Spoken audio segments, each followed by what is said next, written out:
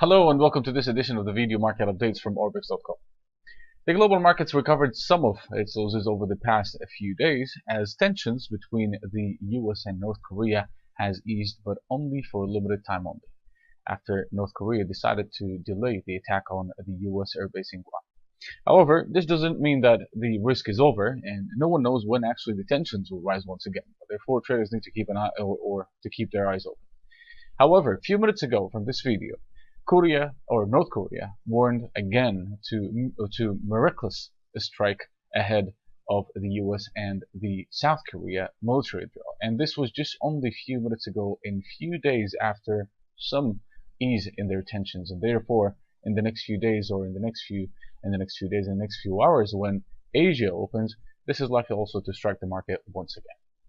On another hand, and looking back into last week, one of the most interesting events last week was the Federal Reserve FOMC Meeting Minutes, which also changed the US dollar trend once again after it tried to rise at the beginning of last week.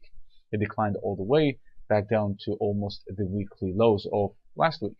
But the most important sentence in the Federal Reserve Meeting Minutes was that many members believe that the Federal Reserve should hold on the next rate hike until they see some pickup in inflation or some improvement in inflation. The minutes also noted that some members are also concerned about or why inflation is not rising despite all of the measures that the Federal Reserve took over the past few years. These comments means two things. The first one is that September's rate hike is already off the table, or it's officially off the table. But secondly, this means that the Federal Reserve is unlikely to start unwinding its balance sheet anytime soon, or at least this year. In return, the US dollar or the US dollar index fell back down all the way to 93.40 by the end of last week, and likely to continue to decline over the next few days. As for the week ahead, there are only few significant economic releases throughout the week, but it seems that the geopolitical tension will be the main driver of the market once again.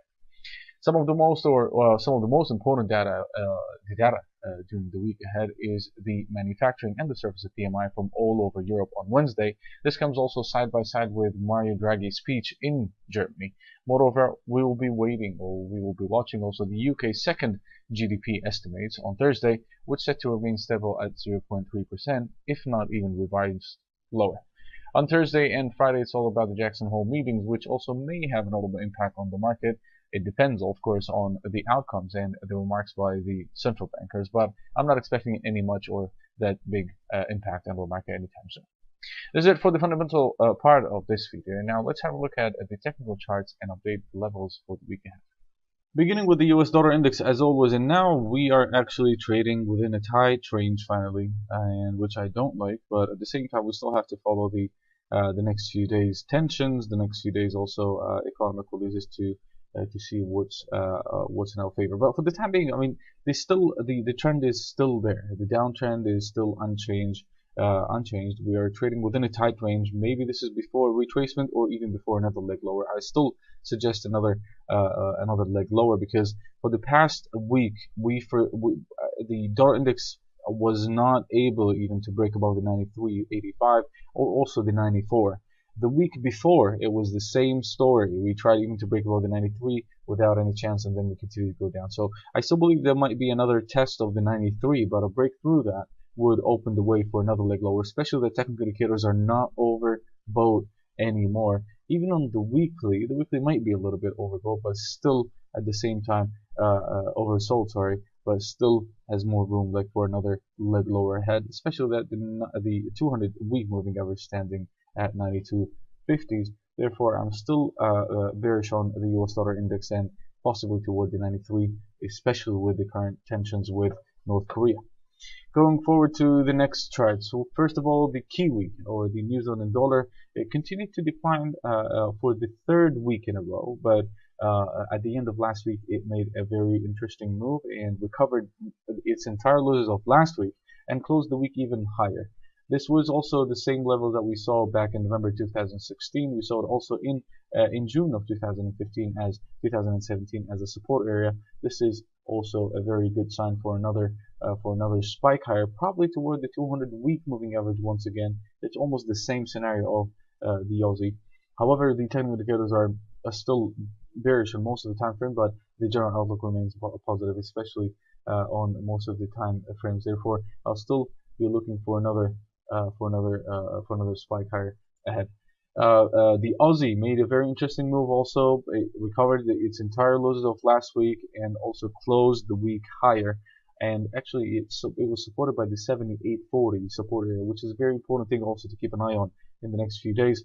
As despite the technical indicators, which is still pointing lower, the technical indicator is still pointing lower, but the Aussie was able to remain stable above the 78.480. As long as we are keep on trading above the 78, I still believe there might be another chance toward the 79.90s once again.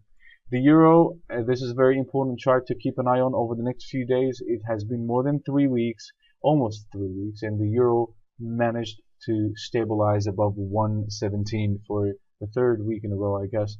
2.5 weeks without any breakthrough that support. We tried even to break through, but the euro managed to succeed and stabilize it. That's why the euro downside risk is very limited for the time being. Any downside is likely to remain above the trend line, which actually is going to stand around, like for the time being, it stands about 1570s. That will be the next level to keep an eye on if the 117 is broken.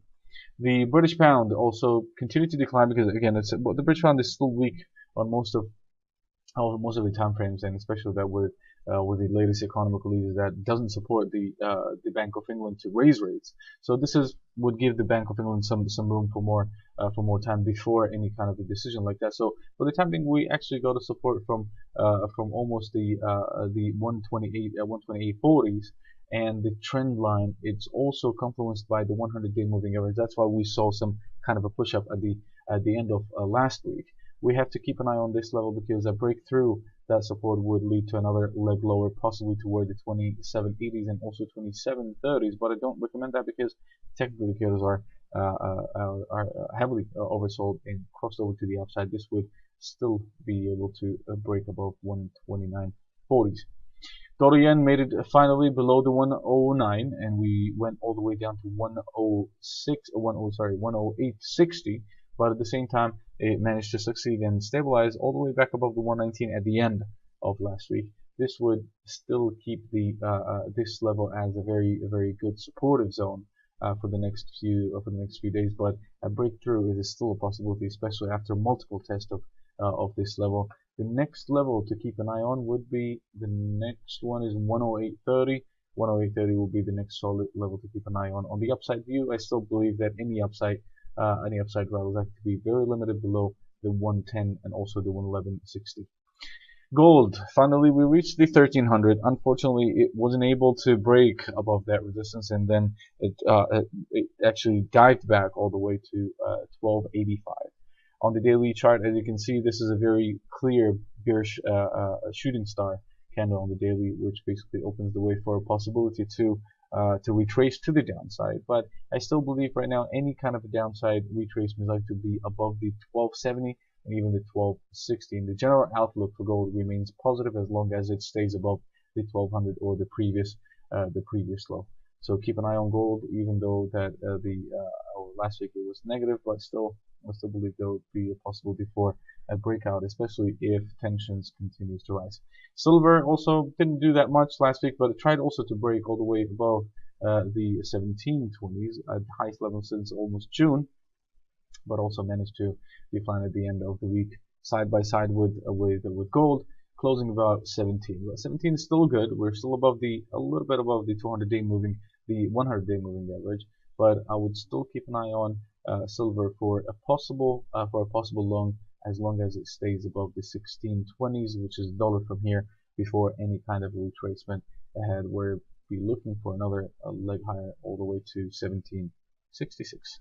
This is it for today. Thank you for watching this week's video and the previous videos. Also, please like, share, and subscribe to Orbex, a channel to get the latest videos once they are online. If you have also any questions or any comments, please leave them below under this video on YouTube, and I'll try to get back to them as soon as possible. I'll see you once again next week. Have a good one.